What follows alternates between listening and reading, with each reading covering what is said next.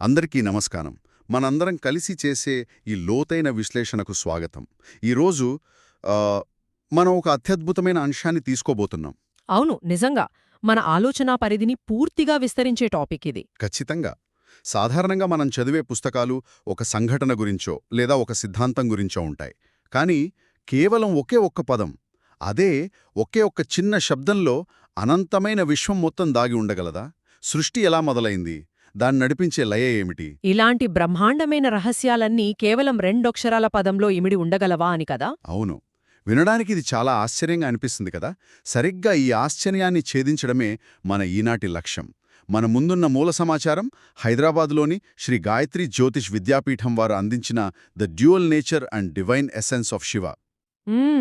ఈ పత్రం విష్ణు సహస్రనామాల్లోని 20వ నామమైన శివః అనే పదం వెనుక ఉన్న అత్యంత లోతైన అర్థాలను మన ముందుంచుతాంది. అంతే.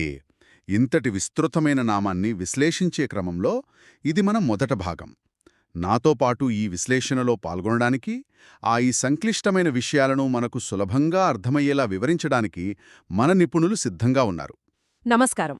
మీరు చెప్పినట్లుగానే ఈరోజు మనం ఎంచుకున్న అంశం నిజంగా ఒక మహాసముద్రం లాంటిది.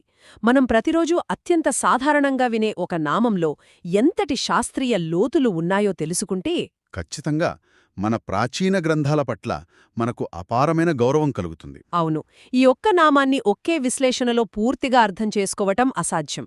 కానీ ఆ పదం వెనుక ఉన్న మూలతత్వాన్ని స్పృశించే ప్రయత్నం చేద్దాం. తప్పకుండా.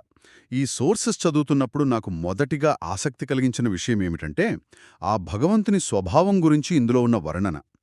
దేవుడనగానే అపారమైన కరుణామయుడు, లేదా తప్పు చేస్తే శిక్షించే కఠినాత్ముడు అనే రెండు వేరువేరు చిత్రాలు మనసులో మెదులుతాయి కదా.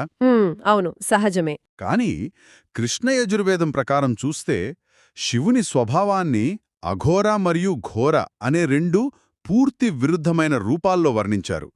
ఒకే తత్వంలో ఈ రెండు భిన్నమైన కోణాలు ఉండటమనేది చాలా లోతైన విషయమనిపించింది. అసలు ఈ అఘోర మరియు ఘోర రూపాల వెనక ఉన్న ఆంతర్యమేమిటి? ఇది చాలా ముఖ్యమైన పాయింట్. బేసిక్గా సృష్టి అనేది కేవలం ఒకే సరళ రేఖలో నడిచే ప్రక్రియ కాదు. అదొక సంక్లిష్టమైన సమతుల్యత. కృష్ణ యజుర్వేదం ఈ సమతుల్యతనే అఘోర మరియు ఘోర రూపాలుగా వివరిస్తుంది. అంటే ముందుగా అఘోర రూపాల గురించి మాట్లాడుకుందాం. తప్పకుండా.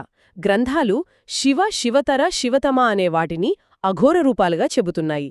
ఇవి అత్యంత సౌమ్యమైనవి, దయార్ద్రమైనవి. సమస్త సృష్టికి మూలకారణాలు ఇవే.